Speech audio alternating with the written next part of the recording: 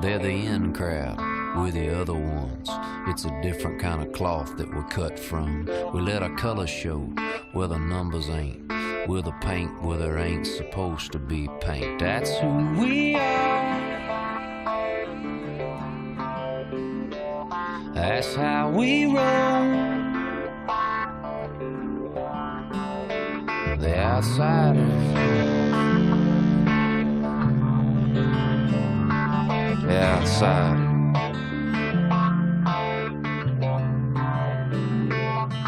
I will get high and I'll never get stained when we saddle up and ride 'em in the pouring rain. When a junkyard dog with an alley cat, keep the wind in our front and the hell out of back. That's who we are. I'm talking walk and walk wide open rock. That's how we roll. Back to the wall, a band of brothers together along the outsiders. We're the riders, we're the ones burning rubber up our tires. Yeah, we're the fighters, they all nighters. So fire 'em up and get a little higher.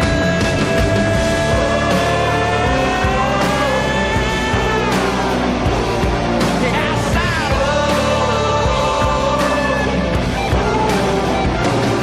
The outsiders. You're gonna know who we are.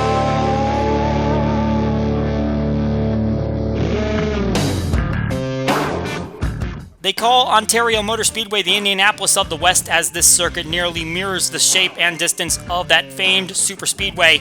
But for all that track means to motorsports, this one might mean a lot to the NFRN League Cup Series drivers, as 12 of them look to advance their way into the next round of the playoffs. From the southern part of California, this is the Ontario 500. Hello again, everybody. I'm Colin Denton with RVN, and welcome to the 21st race of the Elite Cup Series season at Ontario, a track we've been to before. Last time around, it was in the middle of the regular season. This time, it is in the playoffs, which carries a lot more significance because we got 12 drivers that are looking to advance their way into the round of 8. And after the last race at Simtel Park, Reese Butcher was able to steal it away from those drivers, and no one has been able to claim their spot in the round of 8 yet.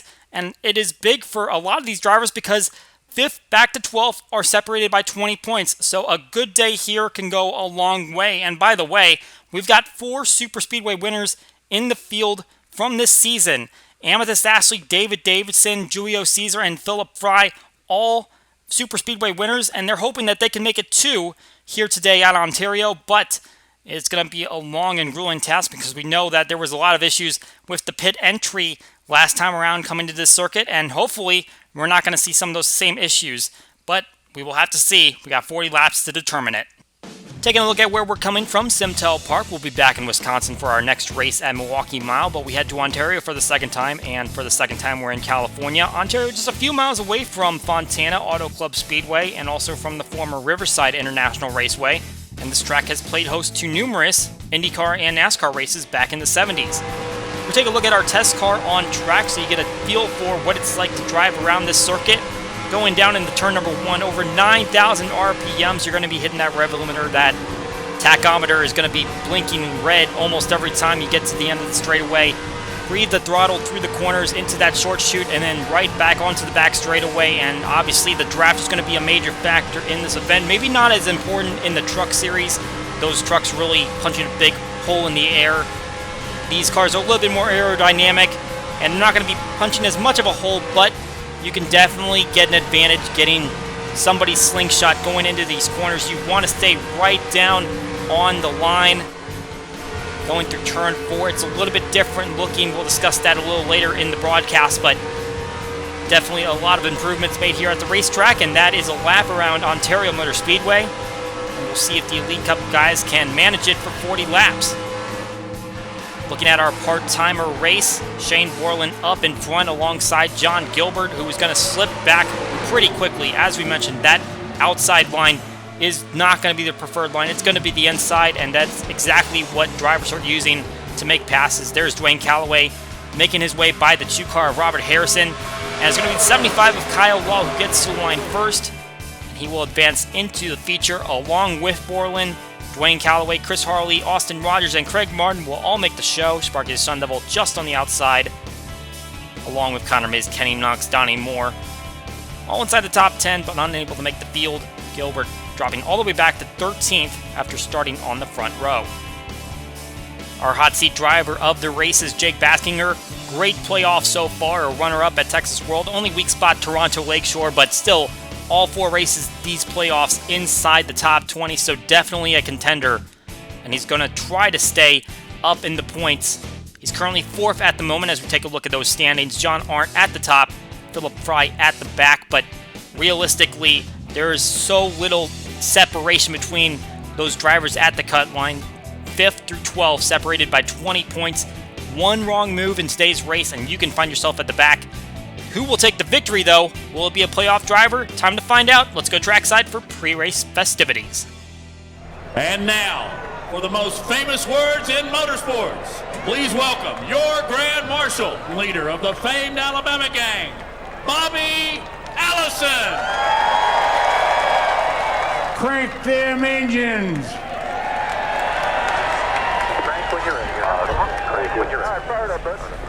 There's command. Crank. Get fired up. Two-time Ontario winner Bobby Allison on the command. Now time to take a look at the starting grid. Starting on pole is Allison Rain in the number 6 Victoria's Secret Ford. First pole of the season, second in her career. And Craig Martin in the number 38 Loves Ford. Barely got in through the heat race, but laid down a big lap just like Colin Murphy did in the truck race. Row number 2 has the NASCAR winner Jack Krause and David Davidson, the highest playoff driver on the grid. In row 3, Mitchell Mark broke his 4-race streak outside the top 20, finishing 11th last race, and Philip Fry, 3 top 10s on superspeedways for the Chase contender. 2 more playoff drivers in row 4, Jack Porkins, 3 straight top 15s, and Bernard DeBarros, 7 straight top 20s. Rounding out the top 10, Noah Carr's 2 top 20 finishes on superspeedways this season, and Dale Jr. Fan 88-83, runner-up at Zen Joltis. In row 6, Chris Harley has an Amateur Cup victory at Pigs Cliff, and Eric Monaco, 2 top 10s coming on tracks 2+ miles in length. Row 7 has Chaser Amethyst Ashley, top full-timer on superspeedways with a victory at Pigs Cliff, and Stephen Willie high on momentum after back-to-back top 3 finishes. Row 8 has the bump draft and runner-up Tyler Markell alongside Reese Butcher, 3-time winner after his victory at Simtel Park. In row 9, Austin Rogers, 3 Amateur Cup top 20s on superspeedways, and the other JR best superspeedway finish is 17th. Just inside the top 20, Chaser Adam Mundinger has 2 top 20s on superspeedways, and Eli Bright best superspeedway finishes 19th. 2 more chasers in row 11. William Brock finished 6th at Simtel Park. Stuart Gratton has 2 superspeedway top 5s. In row 12, it's Nick Smith has 2 top 5s at Zen Joltis, and Cody Hagan, the final practice leader, has finished outside the top 30 3 times at superspeedways. A couple of superspeedway winners in row 13. Kyle Wall won the Amateur Cup race at Bump Drafton, and Rampage won this event last season. Row 14, Chaser Jake Baskinger working back-to-back top 10s, and Brad Stover, the runner-up at Pigs Cliff. Row 15, Noah Ponzer, his best season finish of 6th came at 8 Bull, and Gerard Irwan has 1 superspeedway top 20. The season opening winner, Julio Caesar, inside of row 16 alongside Shane Borland, who has 3 top 10s on superspeedways between this series and the Amateur Cup. Row 17 has Dwayne Calloway, got a 6th place finish at Pigs Cliff, and Ryan Baden, no top 30 finish since his Peoria win. Current points leader John Arndt on the inside of row 18, no top 10s on superspeedways, 6 top 20s in 10 races though. Jonathan Rains alongside finished 8th at Pigs Cliff. Row 19 consists of Aiden Shepard, 2 superspeedway top 10s, and Rambo, who's finished 27th in the last 2 races. Zachary Fitzwater Sr. in row 20 has the worst average finish among full-timers on this track type, and Dominic Carranza finished 8th at Columbia. And in the final row, it's NASCAR Fan 19, 2 runner-up finishes on superspeedways for the Chaser, and Caleb Campbell, 2 top 10s on this track type. As mentioned, this is the first pole of the season for Allison Rains, so that makes 21 different pole winners on the season. We'll hopefully see a lot of them at our Clash event next season. But right now, these 42 drivers are focused on Ontario. And we now have our 12 playoff drivers onboard cameras activated over on the NFRN channel. Head over there and you can watch this entire race from onboard your favorite driver. And it's going to be an intense one. 40 laps around this 2.5-mile circuit. Waiting on the green flag, and there it goes. We are live here for race 21 on the Elite Cup Series season.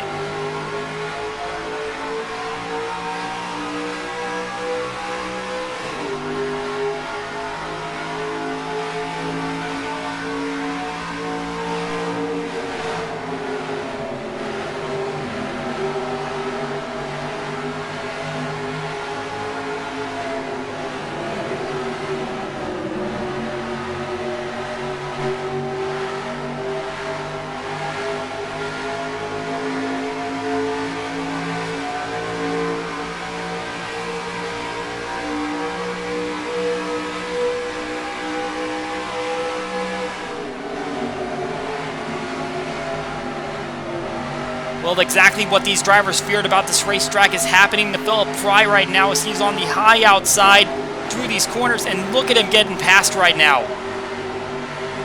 He started up in the top 10, and he is sliding backwards in a hurry. The way they started the race, he was only a point back of the cut line. Now he is 22 points back of the cut line. So right away, he's going to have some work to do if he wants to get back into contention. Allison Rain led the first lap, but Craig Martin immediately shoots through in turn 1, grabs the lead, and Jack Porkins making contact with the outside wall. That was a pretty heavy shot. And right there, a bold move by Ashley to get by Noah Carson, now trying to take advantage of the 04, getting into the wall, losing that momentum down the backstretch. But at the moment, she has no drafting help as the 44 stays with the 04. And it looks like she's going to have the advantage going down into the corner. The 04 just lost too much speed going through that short chute, but that's going to be a cause for concern for the 04 car.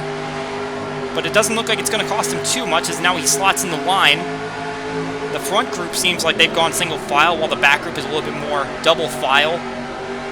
The truck race was a little bit more packed up, but like we said, the draft is going to be a little bit different between these different race cars.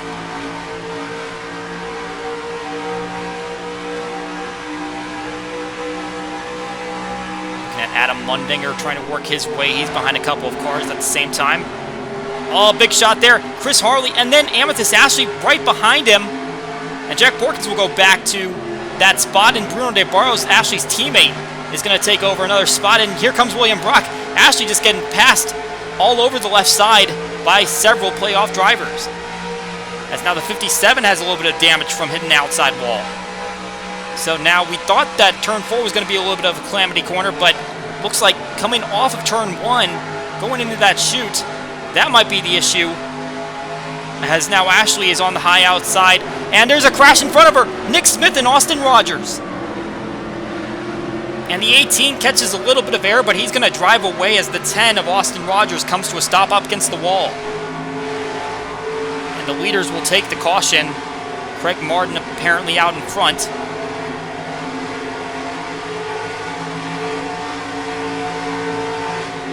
So all of our cautions the last time we were here came as a result of drivers trying to merge on the pit lane, but we finally have a caution where it is not the pit lane that causes the issue. It looks like it was a move going down into turn 4.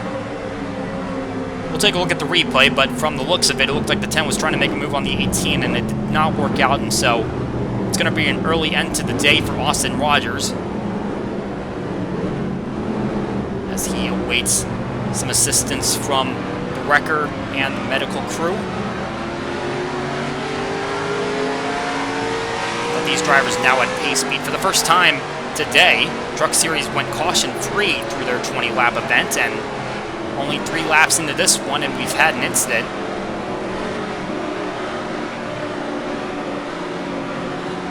And we will see if they try to go for a pit stop here. A little bit of an older surface, so wouldn't be surprised, and it looks like we're seeing a lot of cars starting to duck down toward the apron. So I imagine we're going to see pretty much everyone in here, and they're going to more than likely take 4 tires. Like I said, it's an older surface. More than likely going to be a lot of tire wear. Tires will be a necessity here, so if we get cautions at the right periods, then should expect to see 4 tire changes, and we will see if we get any green flag stops today. But here they come now down the pits, and we saw a little bit of position shuffling, especially Philip Fry dropping way back in the field, so not necessarily going to see everyone pitting at the exact same time as seeing the first car pull into their stall. Very long pit lane here. Watching on William Brock, Jack Porkins, and David Davidson going to pull in pretty similar times. And Brock's going to go for 4 tires. And they're setting up tires for the other crews. So should see 4 tires across the board here. Oh, and I'm seeing some contact on the middle of pit lane. Several hits for Jake Baskinger. Another one coming from Cody Hagan. The 84 has taken several shots. Had a good vantage point from up here in the tower. It looked like he got released, and then someone else coming in, striking him, and then there were several other cars that made contact with the 84 before he got off pit lane. As we see the race off pit road, Craig Martin retains the lead. Allison Rain lost a couple spots, but 4 tires across the board.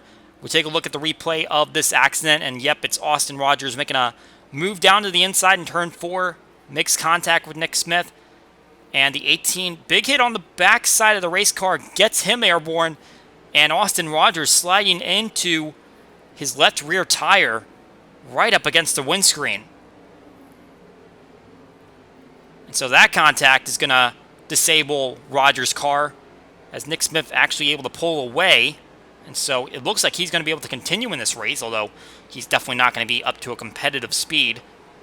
So let's take a look at what happened here on pit lane, now that we have a better look at it. 84 pulls away, and Rampage is coming into a stall at that point, and then drives right into Kyle Law, and Cody Hagan also trying to get into a stall along with Nick Smith.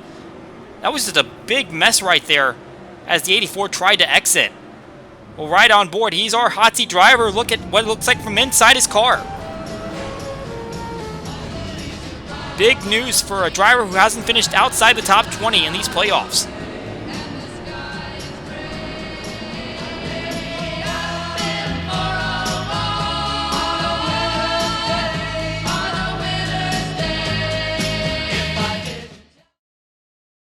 Hey, I'm just gonna take it for a spin. Yeah, okay, sure, Dale. Hey, it won't start. It's a hand scanner, Dale, remember? Can't be too careful. What's going on?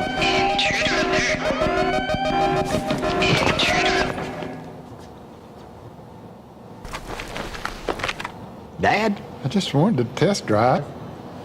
Unbelievable. Is that a no?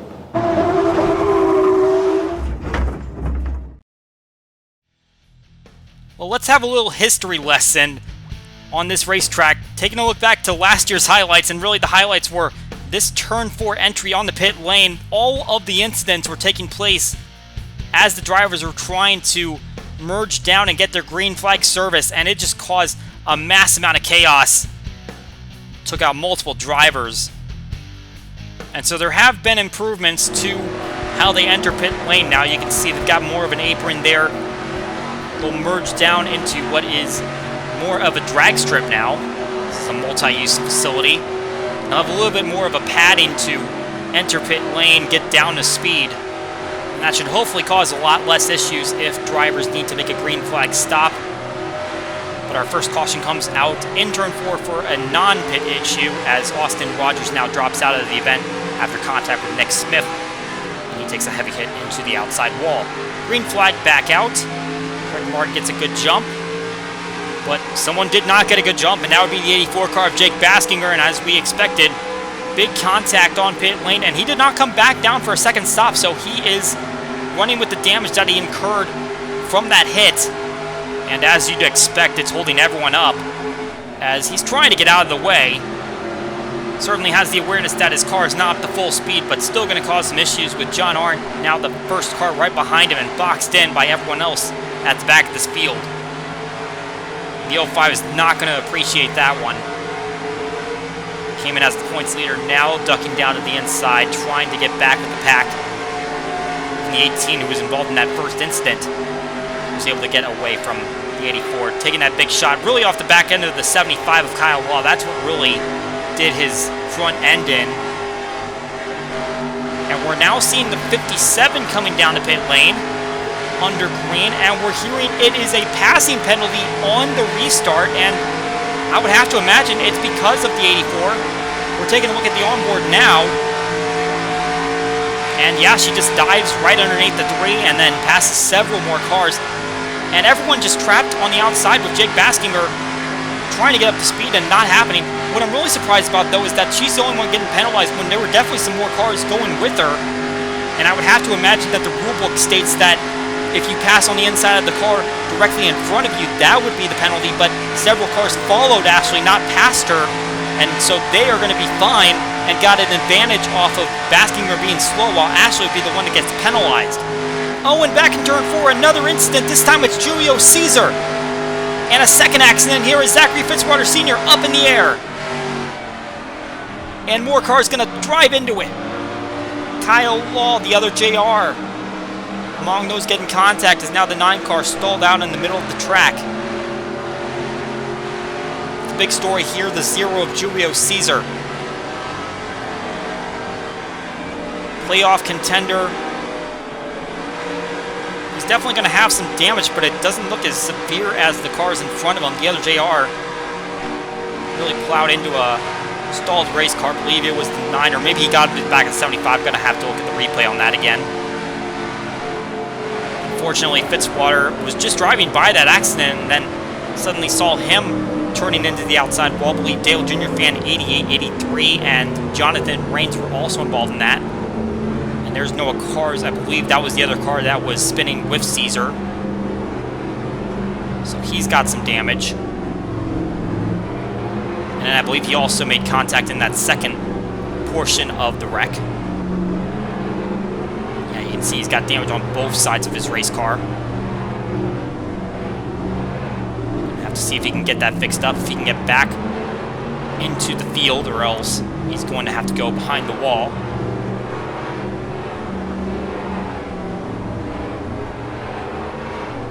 So back down the pace speed for the second time today, as Craig Martin still leading here at Ontario. He'll lead this whole group back in the pit lane. Once again, everyone coming down for service.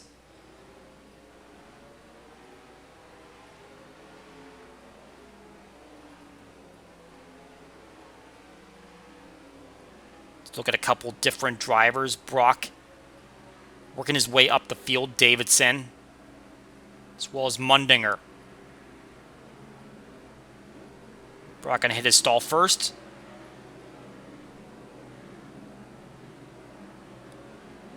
And it's going to be 4 tires for Brock. Mundinger at his stall and tires at the ready. Looks like it's going to be 4 for him, and would imagine for pretty much everyone else in the field as well.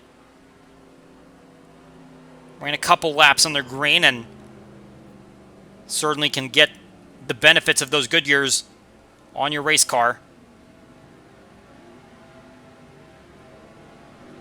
And once again, it's going to be the 38 that gets off pit lane first. Looks like a little bit less drama. And the front 4 actually maintain their position as Tyler Markell drops a couple spots to DeBarros and Mundinger. Eli Bright jumping up 3 spots. So let's take a look at this incident. And I believe there was a little bit of contact there between Mundinger and DeBarros, but it's the contact between Caesar and Cars. Pretty much similar to what we saw before with Rogers and Smith.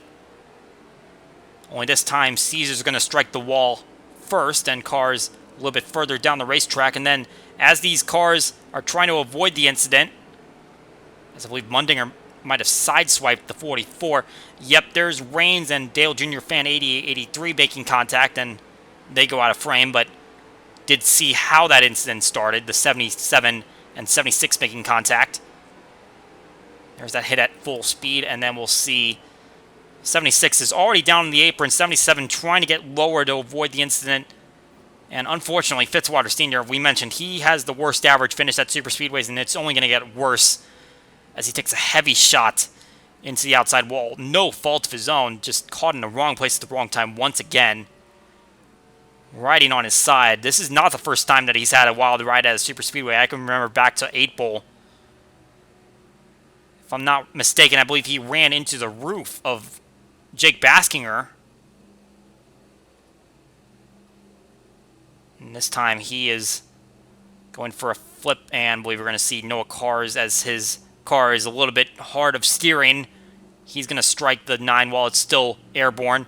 And then the 75 and the 98 are committed to the high side, thinking that the wreck is going to go low, and 75 is going to hit Fitzwater. And then the other JR runs into the back of the wall, and that's where he gets all his damage. As we see Dwayne Calloway just barely braking as the 44 comes to a near rest in front of him. Riding on board Caesar.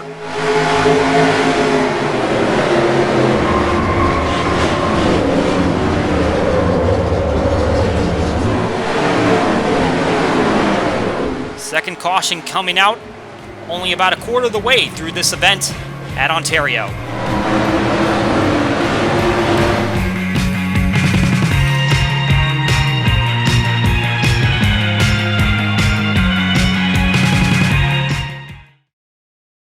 I'm really proud to be a part of it. Love, it's pretty amazing. Her name is Amanda Brookman, and she is my destiny, although she may not know that, per se. So you can go online and make any kind of car you want. I made a love car. Do I think they stand a chance? I mean, who doesn't love love? I love love. What will you design? ToyotaRacing.com. Who? So we showed you the pit lane chaos that was last year's race at Ontario, but how about the circumstances that led to Rampage's first victory? Gabriel Wanderley had the lead, but he decided that he was not going to make it to the checkered flag even as they ran and finished under caution. So he came down for service, the one stayed out, and he was able to claim his first career victory that led on to a title in Season 1. However, it is not going to be a repeat this season, for the title at least, as he is already out of the playoffs, as you can see. A terrible stretch, 7 times outside the top 20 in the past 7 races. Allison ranks a little bit worse at the moment, out of the playoffs in the first round as well. I don't think either of those drivers, though, are going to catch Stephen Willie in his terrible regular season. We see the drivers out of the race now. The other JR, Jonathan Rains, Kyle Law, and Zachary Fitzwater Sr. will all not return to this race. But we go back to green flag racing, and you can actually see that the 34 of Jet Krause is out in front. We had to go back and look, and I believe it was in the corner of the screen, but he was actually coming in the pit lane in front of that accident. He was able to get his 4 tires changed and get back on the racetrack and not have to pit, so he grabbed the lead. And supposedly he was reporting a vibration, which would make sense because he had just come in that caution prior and gotten 4 tires, and he was still up there near the front of the field, but he caught a little bit of a lucky break with the fact that they crashed right behind him. He was able to go ahead and take the lead instead of lose all that track time. But it looks like that's going to be short-lived as the 38 pushes down to the inside, and he overdrives the corner, so the 34 way outside as William Brock tries to take the lead over.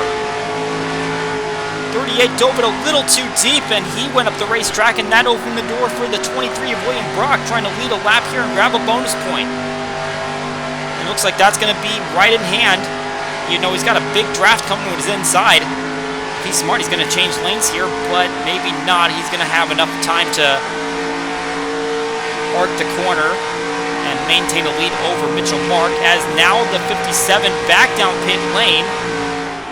And we're hearing that she did not take tires during that last caution. That just does not make any sense. She was able to stay on the lead lap despite the penalty, but now that 57 crew is just going to waste even more time coming down for that service. Now, just inexplicable mistake there by that crew, as now the 5 diving down to the inside of Brock, and Mark takes over the lead with one fell swoop through turn 3. So Brock will go back to second place, but he leads the lap, gets the point. So that's all he really needs there. Obviously, he wants to go for that victory, but he's at least got one more point in his bucket, as Ashley now pulling off pit lane, but it seems almost inevitable that she's going to go a lap down, and you just can't excuse that. Just take your tires when the opportunity presents itself. You caught a bad break there with the cars all stacked up. Took your penalty, still stayed on the lead lap, but now you just gave it all away there by not taking tires, and you got to hand that to the crew in terms of making that mistake. You see William Brock trying to work his way back toward the 5. Takes a little bit of a lower arc into the corner. Right now the 57 still out in front of these leaders, but just barely. She's going to have to hope for a caution right now because they are charging. They've still got full speed, hot tires. Front 3 lined up in a row right behind Ashley, and another 3 coming from behind, and here comes Mark to the inside. Brock even looking a little bit lower, thinking about a move, but 3 wide into turn 1 just does not sound like a good time. And it looks like all 3 of those drivers will clear Ashley, getting out of the corner. Contact from Mark into the wall, and Brock makes contact with Mark, and he goes for a slide way up the racetrack, and Davidson shoots to the lead. Well, I thought the 57 was going to play a factor into that, but apparently she might have, because Mark seems to have made a misjudgment coming off the corner. And the 23 was expecting that the 5 was going to hit his marks. And unfortunately, the 23 shoots right into the 5, goes for a big slide and right up the racetrack, and now the 11 takes advantage, and he's going to lead a lap and get a bonus point. 11 second in points, at least the last time they came through, as I believe Martin just got a little loose off the floor and made contact with the wall. He's sliding backwards. Davidson, the Zen Joltis winner, but this hasn't been a track type particularly well to him. 3 times he's finished on super speedways 33rd or worse. Hoping that this is going to end up being one of the better ones for him as DeBarros tries to make a charge. He's going to want that bonus point as well, as he is 20 points above the cut line right now. And just looking at the cut line, Julio Caesar 3 points above had that accident that brought out that last caution. He's still on the racetrack though, and he's going to hope that there's a lot of cars that drop out so he can continue to gain some points. Mundinger can still gain ground. He's up in the 9th position. Baskinger with a bit of damage that's going to slow him up. As Mitchell Mark is now slid behind NASCAR Fan 19. You see that Ashley is still fighting to get back on the lead lap. Oh, a slide off the corner. Reese Butcher way down on the racetrack. And now contact into the wall. Dominic Carranza sideways. There goes Allison Rain and Eli Bright right in front of the field. Spin by Chris Harley. One car also involved. Oh, Nick Smith plows into the back of the one car. And a chain reaction there. 18 car now in smoke. He was the last one to arrive on the scene. Saw the 90 way down the racetrack. Coming off of turn 4. I believe the 24 was the first car I saw sideways. Rain also caught up in that one. Pole sitter of the event. Now she's got some damage. Rampage trying to catch back up to speed. I don't believe they took the caution, so that's why they're racing back around to the line. Definitely the leaders racing back for position. There's Harley. I believe he went off the front end of Shane Borland. As a lot of cars scramble to find position and get away from that accident.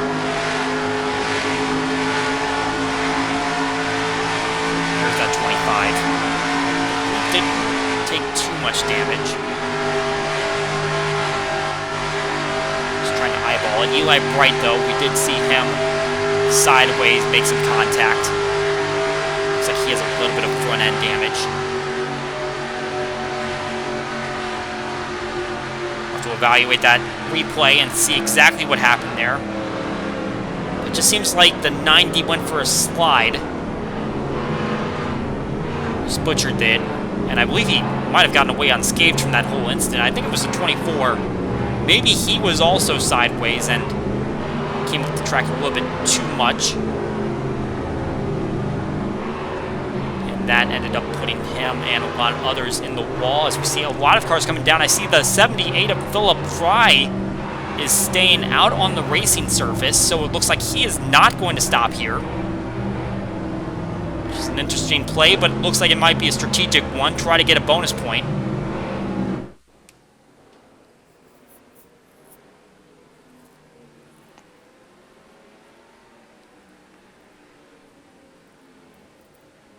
Keeping an eye on several of our drivers up near the front of the field. NASCAR Fan 19 first into his stall. And going to take 4 tires. This is the longest green flag stint we've had so far this race. So it wouldn't be a surprise to see 4 tires taken here. Especially because they've been taking 4 tires for the first 2 stops when those stints were a lot less intensive. Seeing Gradden and Davidson getting ready to go for 4 tires. 64 already pulls away. He was starting at the back of the field, so he had one of the first pit stalls. He's made up a good bit of ground so far this race. And he needed it. He was right at the cut line. Oh, and at the front of the field, Davidson makes contact with Rain. The 6 was trying to get into her stall at the front of the field. Davidson was already pulling away. And that could be a big factor on Davidson, who actually got out in front on the field. He came in first and he left first, but he had contact with Rain on his way out. So let's take a look at this replay first. And yeah, so Butcher made contact with Carranza. They went for a big slide off of corner number 4. And they correct it. But unfortunately, Callaway comes in and makes contact with Carranza. Rain squeezed into the outside. Bright runs into the back of the 24, makes contact with Butcher, so he did have some contact on that whole incident. Stephen Willie squeezed in there at the back. Rain comes around and gets Borland, so the 25 gets the 3 as a result. And the 1 trying to come to a complete stop, trying to avoid. As Noah Cars slips through, I believe the 76 might have as well as Maiden and Hagen there on the bottom. But then here comes Smith with a lot of speed, already damaged, and right into the back of Rampage and a little bit into Rain as well. And we saw the smoke coming out of the 18 car, so it looks like his day is going to be done. Riding on board Julio Caesar as he rides through this one. 3rd caution of the day here at Ontario.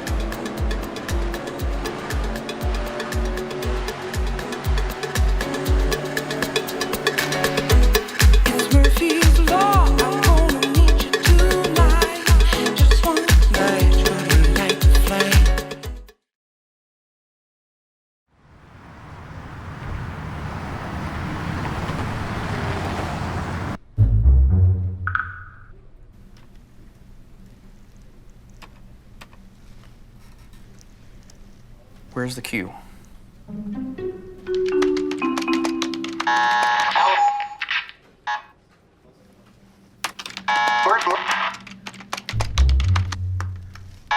Allison, where's the queue? Upper left.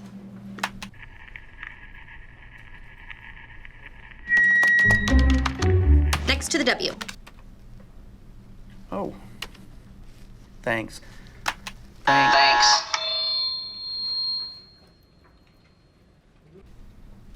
What's happened to me? It's funny that you ask. Your love and me now seem to be a grueling. If you are not currently involved in the NFRN and would like to get involved in the late stages of this season, link down in the description. You can sign up for our part-time truck series qualifying if you are not already signed up for it or involved in one of our full-time series.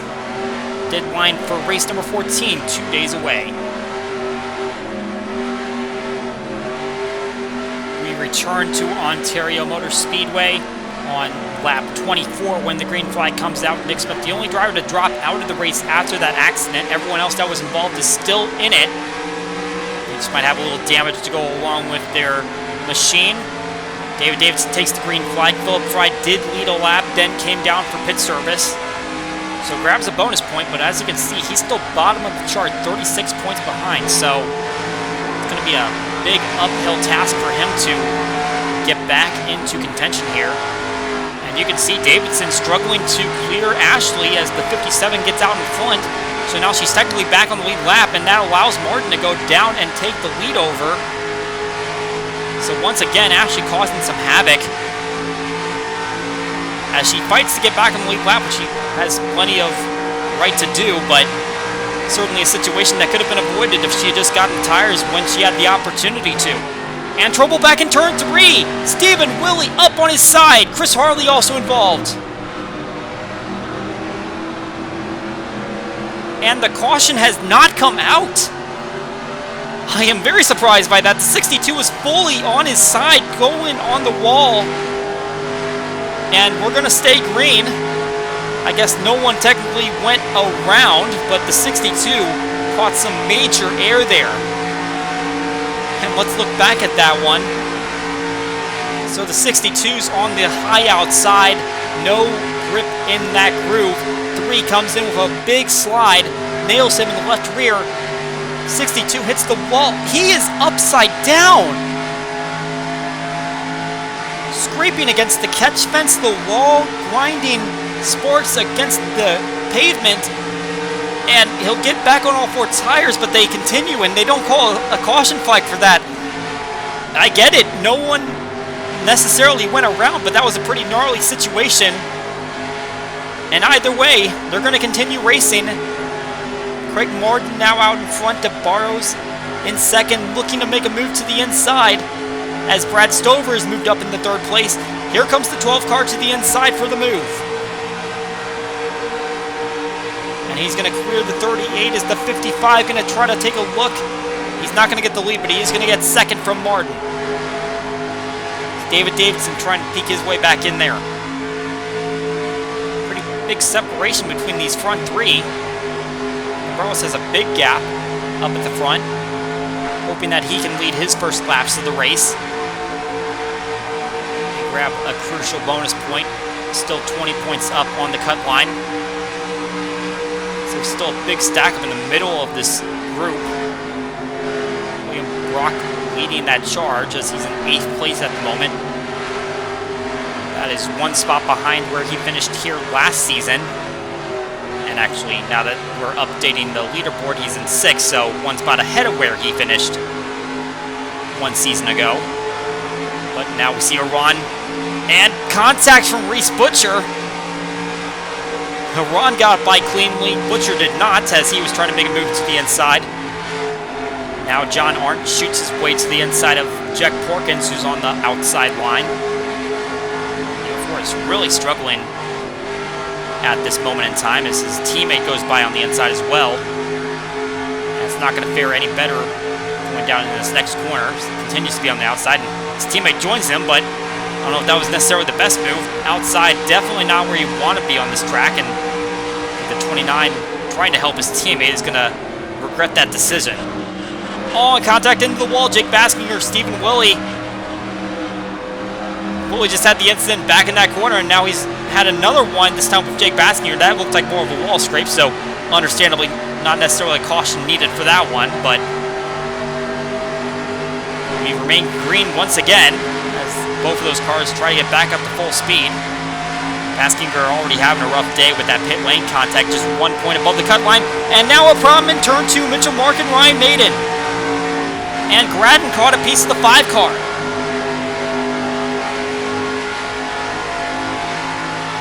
Looks like everyone else is going to get away with it. The 76 almost ran into the back of 99 as he tried to get straightened out, but looks like it's going to be primarily a 2-car incident, perhaps 3 if you want to count Gradden in that, because it looks like he sideswiped the 5 car as he was coming through.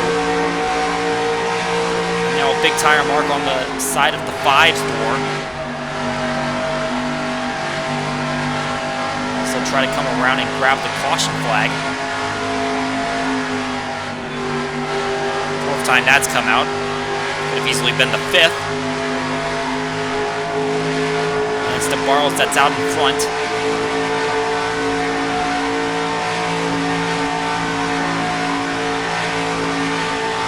He will have the advantage going down to the pit lane. Getting into the late stages of this race, and this caution comes at a pretty precarious time. At least as we look into the fuel window. Obviously, we haven't had enough of a long run to really determine what that fuel window is, but if we're going based on practice laps, it seems like we're kind of right on the edge of that window where you might be able to make it, you might not. We'll see what the fuel economy is. And if any of these teams try to gamble with something, you can say this, they're more than likely going to come down now because you pretty much have to. You're not going to make it based on the last stop.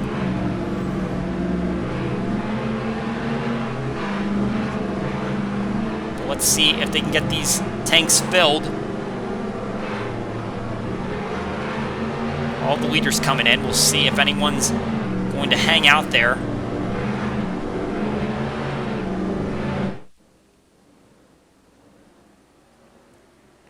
And the 04 is still out on the track. So Porkins is opting to go for a lead lap. He does not have one so far this race.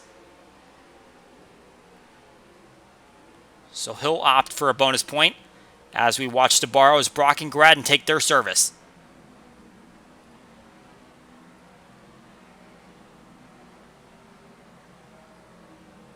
Gradden navigating some traffic as Brock is first to reach his stall among those that were watching.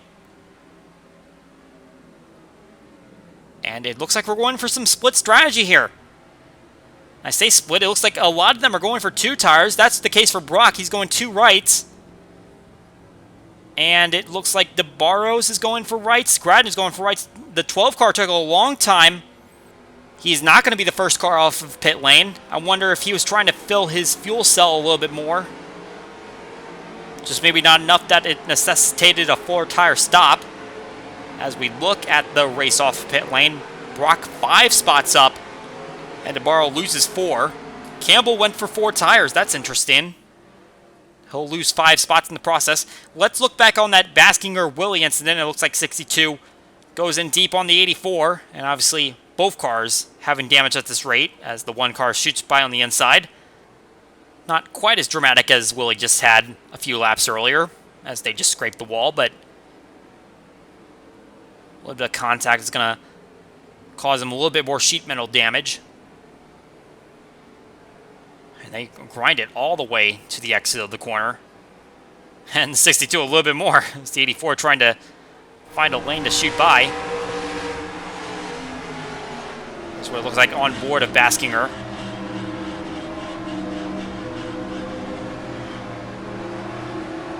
Can't imagine he appreciated it that much. Now let's take a look at what brought out our caution. And the 5 really deep and makes just kind of a move that probably was never going to work. And he'll hit Maiden in the left rear. They will both back into the turn 2 wall. 99 catches a lot more air than the 5 does, even though both do. And looks pretty reminiscent of what Willie just did in turn 3. Except this time you definitely have a car facing backwards, so that will bring out the caution this time. And then we're going to see Gradden come in the shot as the 5 is just kind of trying to save the car. Not entirely in control here as the 29 sideswipes him. And that will send him back around. Not sure what kind of damage Gradden got because we were watching his pit stop and it didn't look like he really spent that much time doing any damage repair, so he might be fine, but it's the 4th caution of the day here in Ontario. Hopefully our final restart coming up.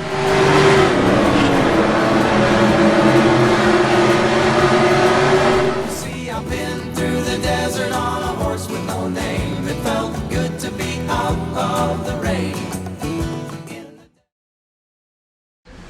4-speed manual transmission, 850 horsepower, 1 bucket seat, 0 to 160 in 8 seconds. Oh yeah, that baby will do. Any questions? I take it for a test drive. You ever driven one of these things?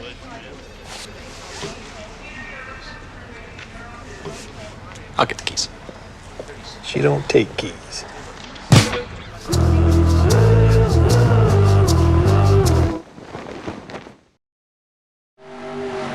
Back at Ontario, where we'll have 8 laps to go when we hit the green flag. None of the drivers in that last accident dropped out of the race. However, the 76 of Dale Jr. Fan 8883 did. Looked like he had a mechanical failure. However, remember, he did have some involvement in the 2nd caution of the day. Jack Porkins stayed out, led a lap, then pitted. So now Brad Stover is leading this race. As Porkins fades to the back of the field, he is below the cut line at the moment. We'll see if he's able to gain points and then put himself back in the green.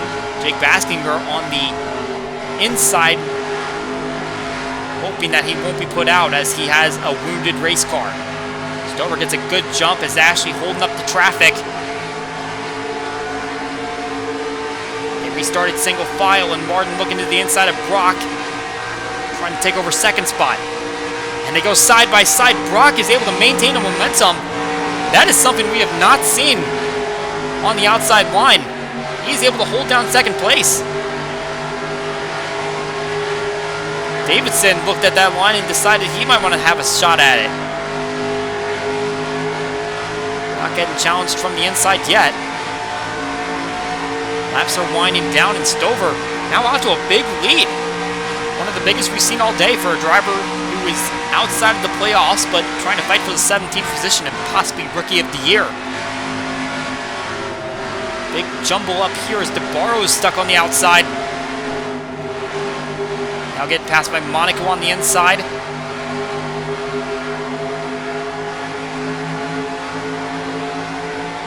NASCAR Fan 19 able to shoot by both of them since the lap started, so 64 working his way up as he is in cut line danger.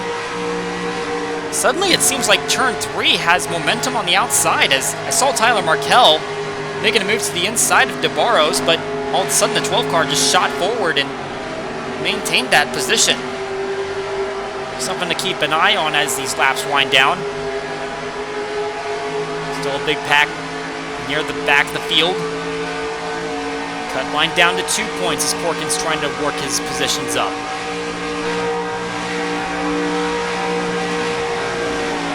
Seeing Gradden starting to fall back. He's only 8 points above the cut line, and he's losing points and positions as he goes along. Now the 6 car underneath.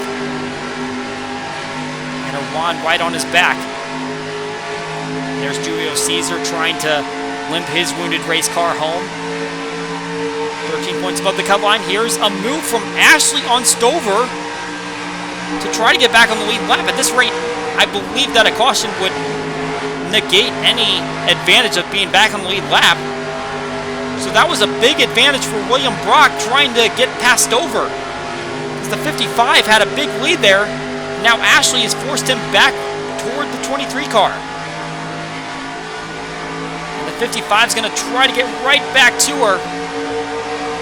Not able to complete the move.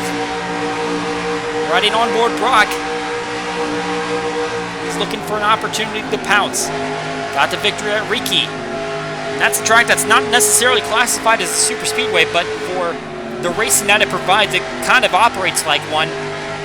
And he's using the experience he got there in trying to make a move toward the front and get victory number 2, and one that will advance him into the next round of the playoffs. Side by side for turn 3. And contact! Stover made the move. Ashley had to get out of the gas, and Brock door slams her. And that will force the 57 out of the way as Martin trying to get by her. She runs in the 3rd position. Her teammate DeBarro's back and forth. Still a long ways to go for him, as 4 laps to go in this race. And the one thing that's missing for Stover this season is a victory. 4 top 5s, 8 top 10s. Things just kind of went sideways when it came to getting into the playoffs. And amazingly, this is his worst track type, 25.6 average finish on the super speedways. He was a runner-up at Pigs Cliff, but all the other finishes really not that impressive. So to come up through this field and lead laps looking for that victory, this could be a big day for this driver.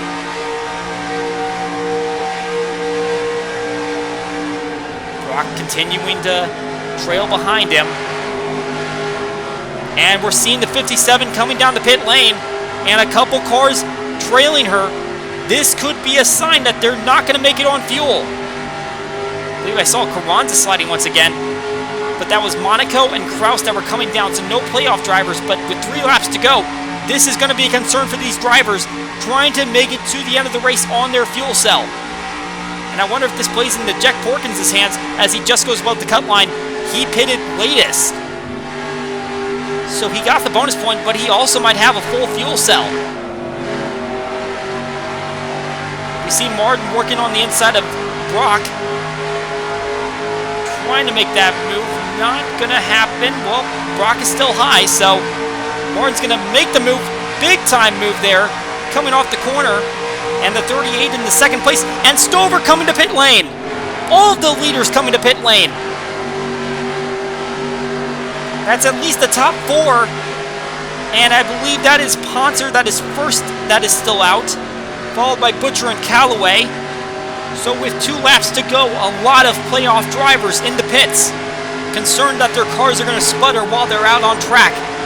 There is Stover in. I see NASCAR Fan 19. Brock, DeBarros, Davidson, Gradden, and Porkins is also in there. I'm very surprised to see the 04. I figured by staying out and having a little bit of a later pit stop, he would have more fuel than the rest of the field, but apparently not the case, or at least they're very concerned that they're not going to make it or slow down on the track. So that's a look at the drivers that had to come down for service. Mundinger is the first playoff driver in 5th, but he's not in this main group up here in front. And it does not look like any of these top 4 are coming down for service, so Noah Poncer in line for potentially his first victory. But Reese Butcher trying to get his 4th and back-to-back. White flag is out. 92 in the lead, 90 chasing. Here comes Campbell trying to make a move to the inside on Butcher. They're going to go by the 04. He's going to go lap down. Campbell can't complete the pass, and Butcher is gaining ground on the 92. If Butcher were to win back-to-back races, that would be the first time in the Elite Cup Series history. Not in the league's history. Kyle Law did in an amateur. But if he's going to make a move, he has to do it down into turn 3, or else he's not going to have the chance. Here comes Caleb Campbell to the inside. And the 90 has to get out of the gas. And that opens the door for the 92. Campbell's going to pass Butcher, so is Callaway. But coming off of turn number 4, the fuel is going to hang for Poncer. A maiden victory in the Elite Cup Series here at Ontario.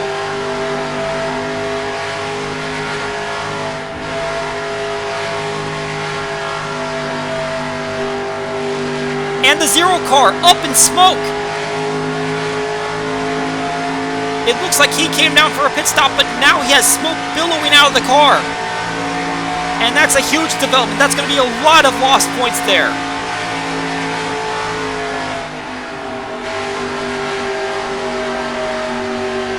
He's going to limp it back home. He had problems earlier in the day.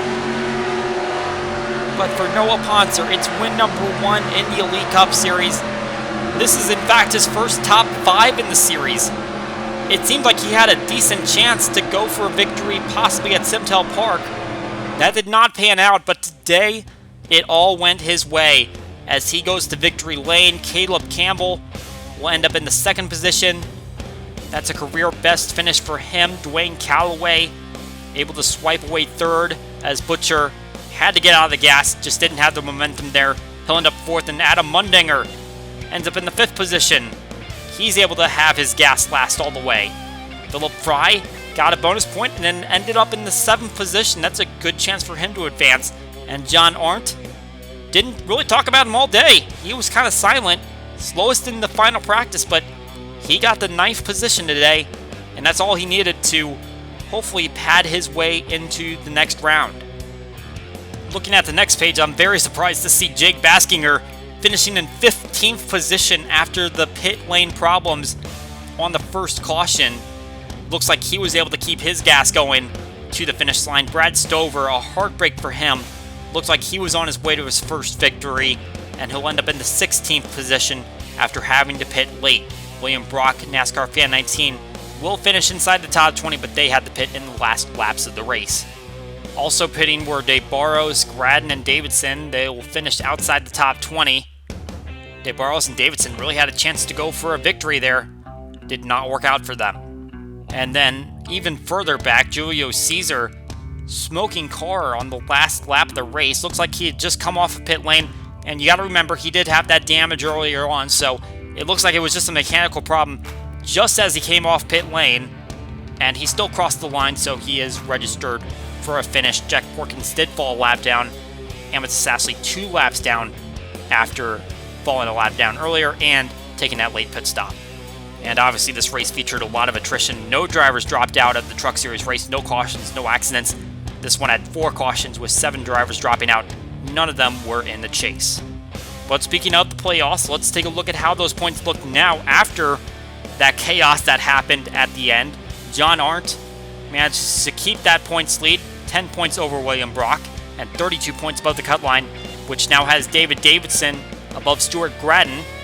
NASCAR Fan 19 was already outside the cut line, and he'll remain there. Jack Porkins fell out while Adam Mundinger and Philip Fry worked their way into the playoff picture, but you take a look at 4th through 11th, there is no safe margin there when you head to Milwaukee Mile, you're going to have to be absolutely perfect to ensure that you're going to be in the next round, as Baskinger, Brock, and Arndt feeling a little bit more comfortable, and Ashley was already 1 point below, and with that poor finish today, she'll be at the back of the field. We'll show you the points for the drivers that are already eliminated from the playoffs, and it should come as no surprise that the driver that was able to avoid trouble today and finished in the 4th position, Reese Butcher, continues to extend his gap over the other 3 drivers eliminated in round 1.